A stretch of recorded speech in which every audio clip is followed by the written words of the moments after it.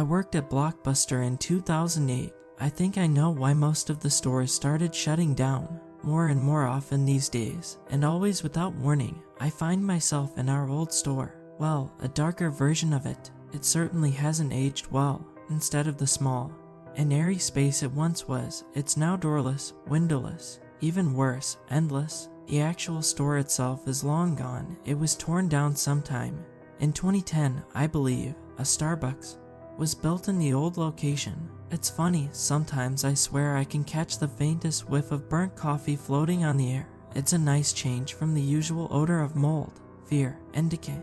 In this version, the ceiling tiles show dark water stains, lights hang astray dangling by thin and fraying wires from the ceiling, dimly flashing, before leaving entire swaths of the store bathed in darkness. The carpets are faded, and often the original patterns are obscured by years' worth of rust-colored stains. Many of the shelves and fixtures have fallen, creating more obstacles in my path, but at least the bodies seem to disappear eventually. Sometimes, I have room enough to run through a wide chamber with no ceiling or walls in sight, but other times it's so narrow, or the ceiling is so low that I have no choice but to waste precious time flattening myself and slowly inching sideways through a 3 feet wide opening, or crawling on already bruised and bleeding knees. The other thing about those small spaces, besides wondering if you'll suddenly see him emerge, inching towards in the darkness behind you, or worse, in front of you, is that you're more at risk of knocking something off the shelves.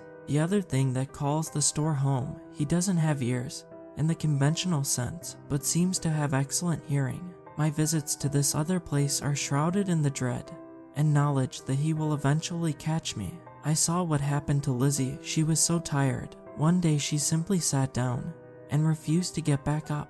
That's how I learned that he seems to have a taste for eyes. Maybe starting with the eyes is even a small kindness of sorts. That way you don't have to witness what happens next. They call him Benny because what better name for an unholy and barely describable abomination than the title of the DVD that it emerged from.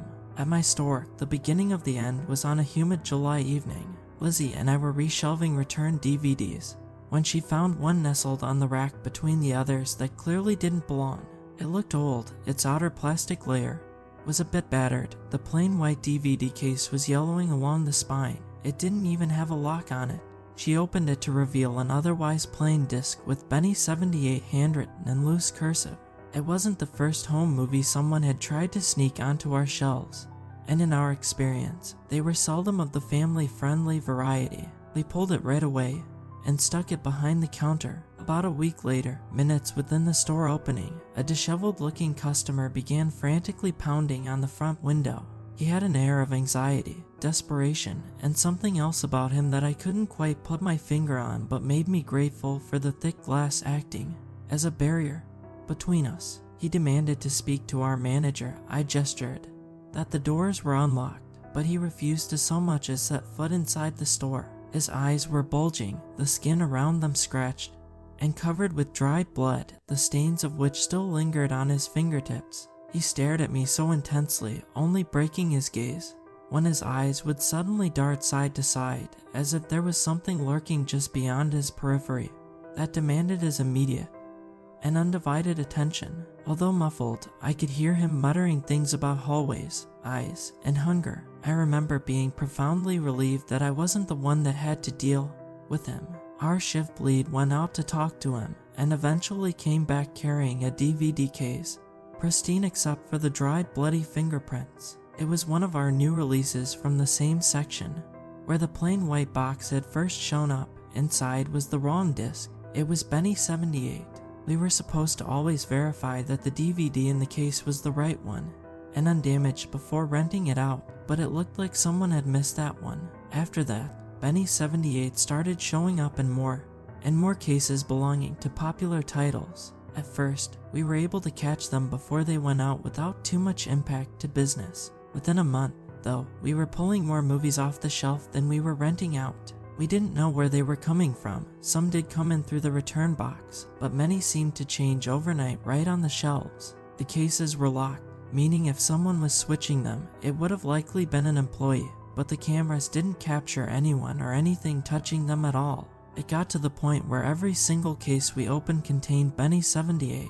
Even for new shipments right off the truck, it seemed like not long after they touched our shelves, they too would contain that telltale disc with the cursive handwriting. Customers stopped coming in. At first, I thought it was due to a bad experience or our mostly bare shelves, but over time I noticed that some of the teachers and kids from my senior class would miss hours or days at school. They sometimes stopped showing up entirely. We had no choice but to close. Typically, the standard procedure would have been to mark down and sell the new and the non-damaged rental DVDs, but for us, well, corporate told us that every single movie in the store needed to be burned. So, our entire rental stock went up in flames, leaving nothing but the warped remains of plastic and a long lingering and acrid black smoke. We thought we had been so careful, but we made a mistake.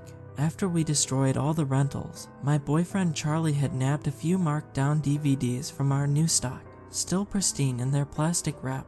I didn't even think to check the disc in the case before he popped it in. It wasn't a rental, it had never even been opened. We'd never thought to check, much less burn, the new movies. At first the screen was as white as the first DVD case had been. We thought it was a bad disc, but as Charlie went to turn it off, the black and gray static filled the screen, and I found myself so disoriented that I nearly forgot where I was, what I was doing. Then, I felt him seep out of my eyes like painful, forced, oily tears. He spread like black ink, bleeding into the shadows of the room and always just slightly out of my line of sight.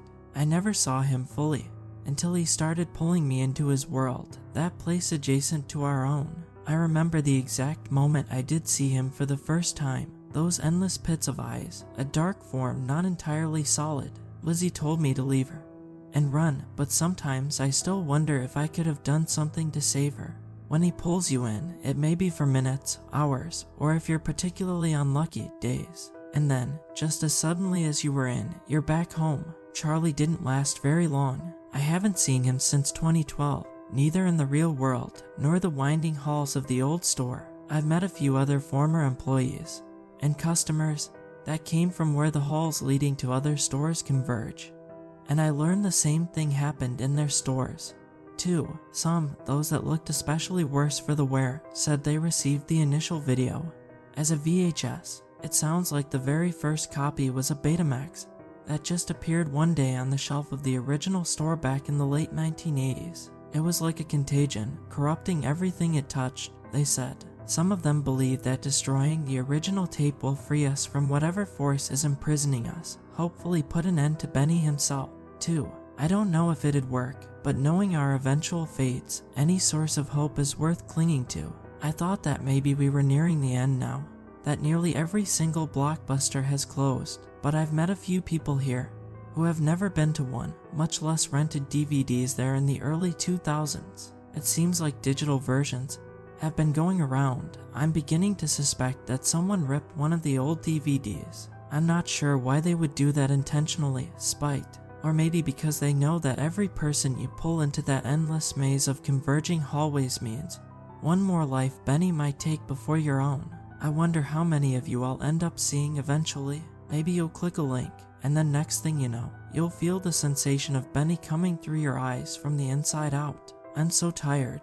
I've been trying for years, but I've only ever made it to the old VHS section. I've never even seen a Betamax. Sometimes wonder if it even exists at all. I'm sharing this because I don't think I can do this for much longer. Recently, my time there increases with every visit. I'm worn out, I'm sleep deprived. I'm not as fast as I used to be. Something tells me that the next time he pulls me in, I may never come back. So, if you ever find yourself in the endless winding halls of a Blockbuster video, I hope you can succeed where we've all failed. Please find and destroy the original Betamax video in the white case, and remember, be careful what you click on.